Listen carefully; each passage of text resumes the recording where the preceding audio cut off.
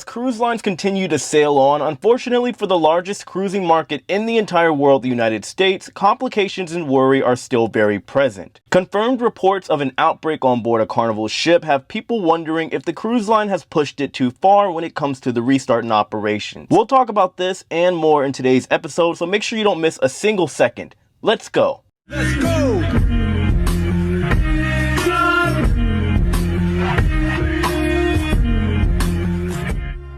Hey, what's going on everybody? My name is Jay and welcome to The Ship Life, the most diverse YouTube channel in the entire world on cruising. We do cruise ship tips, reviews, vlogs, and news, which by the way will now take place on Sundays and Wednesdays. We got it all right here for you on this one channel. So make sure you hit that subscribe button if you haven't already, along with the notification bell. That way you get notified when I post my videos. So I do want to start out by saying I don't really like to single out a single cruise line in any of my videos. However, nobody can question that Carnival Cruise Lines has without a doubt been the talk of the town as of late. Reason being, when cruise lines started resuming operations, Carnival did things a little bit different. While most cruise lines were doing about 40 to maybe 50% occupancy as far as the passengers that were allowed on board, they allowed for 70%. They've also had the most laxed up rules when it comes to your overall cruising experience during the pandemic. On top of that, we can't forget about the outbreak, which outbreak is kind of subjective. However, there's been reports and it's been confirmed now that up to 26 crew and 1 passenger have contracted the virus on board the Carnival Vista. We've also even received reports that there have been positive cases on board Carnival's brand new flagship, the Carnival Mardi Gras. Now, I was recently on board the Carnival Mardi Gras during her maiden voyage.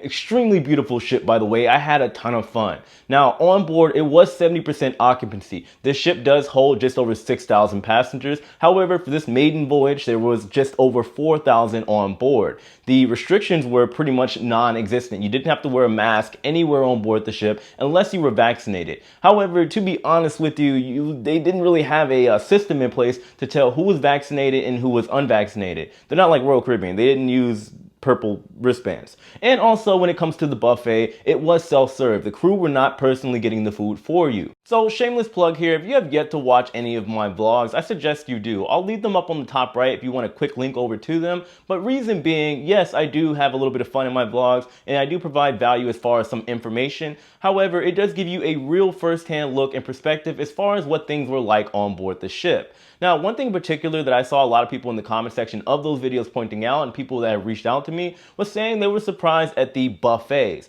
They were self-serve. The crew were not physically getting the food for us and handing it over to us. We got it ourselves. And I'll be honest with you, I was extremely surprised because I thought the experience overall wouldn't be so normal. I will be doing a full video talking about my overall experience of what I liked, what I didn't like about the Carnival Mardi Gras, as well as a couple other videos in the coming week. Now, considering how things were for the Carnival Mardi Gras in particular's maiden voyage, and the fact that things have now changed since the maiden voyage, like for example the masking, vaccinated or not, you do have to wear the mask, it does raise a very big question. Did Carnival go too far as laxing up their restrictions when it comes to the cruising experience, given the fact that we're still in a pandemic? So I do personally believe that there is a valid argument for a yes and a no to this big question, because I always say we do have to look at everything for what it actually is. Now, I also do believe that in its core, Carnival and the rest of the cruise lines around the entire world are a business, which means that their priority is 3 things: the service they provide, their shareholders, and of course, the money. The money is the driving factor. Whether you think it's right or wrong, that is going to be their focus. We are in a pandemic, however, they're a business. They got to make money. So yes, there is a moral compass somewhere, and like I said, we're in a pandemic, so public health should be considered. But let's face it, when it comes to the cruise ship industry, it is kind of sink or swim at the moment. This being because cruise lines, they've kind of shot themselves in the foot, at least in the United States. We all know they wave flags of convenience and they are not technically incorporated here in the United States. They're not US businesses, so they won't be getting any help or financial aid. So that means they kind of have to fend for themselves and figure it all out. Now, I don't want to get into it, but of course the whole situation with cruise lines not being a US company and them dodging taxes and everything else that goes into it is a big factor, but it is a video for another day. My point here is, yes, they made their choice and every choice has consequences. Every reaction has a reaction as well. But the point is here, they have to survive however they see fit. The company has to stay afloat. Pun intended, by the way. Also, keep in mind the undeniable fact that this entire pandemic has gotten extremely political. And in my personal opinion, I don't think any business whatsoever should be getting into politics, trying to virtual signal, any of that. Because at the end of the day, the point is to make money and bring in customers and make sales. This is like me with my YouTube channel. Some of you out there may not understand this, but my YouTube channel is a business. And the point is to get as many viewers onto my videos as possible. That way I make money, that way I get outreach, and I provide value to as many people as possible. If I come out here and say, you know what, nobody 40 and above should be watching my videos, and matter of fact, you're not allowed. Now, this would be a dumb idea because about 70% of the people that are watching my videos are 40 and above. But you see my point here. I'd be self-sabotaging myself. Now, I will finish this part of the video by saying that it looks like Carnival did take a bigger risk than their competitors, being Royal Caribbean, NCL, you name it. Now, I do think this is because they kind of had to. Personally, I don't know Carnival's financial situation. However, we've seen they've been shut down for 16, 17 months. They got to make money. Also, you do got to keep in mind that with everything going on, somebody kind of has to do it. By that, I mean take the risk, kind of push the envelope a little bit and see what exactly is going to happen. You know, you got to test the waters. Check out your health and safety protocols and see if they work. If not, then you're going to have to make adjustments. If somebody didn't try to push it a little bit, then we wouldn't exactly know where we are in this pandemic, especially when it comes to the cruise ship industry. Moving on, of course, make sure you guys hit that like button. It goes a very long way with YouTube. It'll help YouTube know that the video is kind of good, and it will promote it to more people, helping me get to 100,000 subscribers. That way you all can see me cry. It'll be tears of joy, of course. But anyway, we got to talk about the outbreak that's going on in the Carnival Vista. So what we know so far is that at least 26 crew and 1 passenger is believed to have tested positive for COVID. Now, as far as we know, everybody on board that has tested positive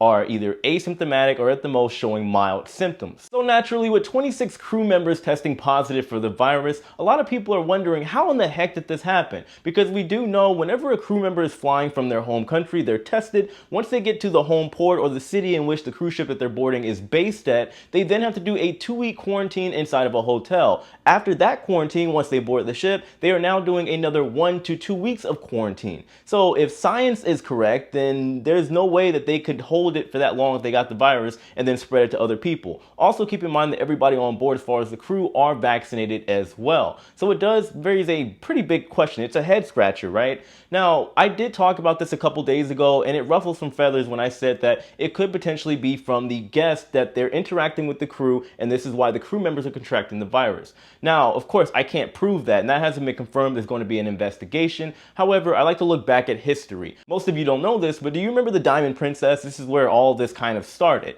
Back in March of 2020, they had over 600 cases on board the ship and then ended up resulting in about 20 deaths. It was more than that, but you get my point here, right? It was a big situation, especially back then where there weren't so many cases in one place, let alone a cruise ship. It was then determined, and it quietly kind of sneaked out, that it was because of the interactions between the guests and the crew that so many people ended up contracting the virus on board the Diamond Princess. So this could be a very real situation as far as what's happening right now. Now, of course, we can't rule out other possibilities. There is the factor that maybe during embarkation day, whenever the supplies are going to the ship, food, water, toilet paper, all that stuff is going to the ship, maybe there is some contact between the suppliers and the workers on board the ship. Now, I believe they do have a pretty intricate system, especially during the COVID era, to the point to where things are somewhat contactless. However, you can't rule everything out. But from what I've seen, especially after being on board a cruise ship, I do believe that it is possible that the guest and the crew interactions could be the reason for the outbreak. Again, it's subjective. Nobody knows what the magical number is to determine whether it's an outbreak or not. But anyway, that's beside the point. My point is, I've been on these ships, right?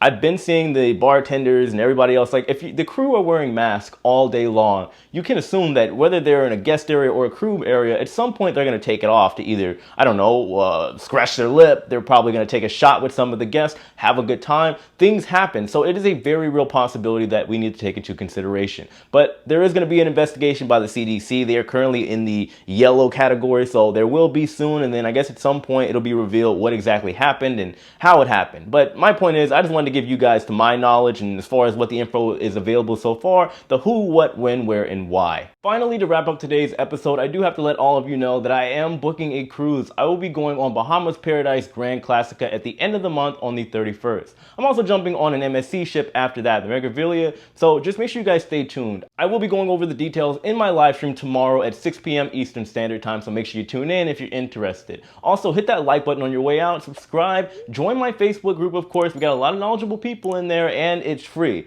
Also, if you want to book a cruise, make sure you check out our travel agent partner with our YouTube channel, Kimberly's Sunset by the Sea. She'll take care of you and make sure you can take your cruise without all the hassle. I hope you guys are doing well. Thank you so much for watching the video. I'll see you soon. Take it easy.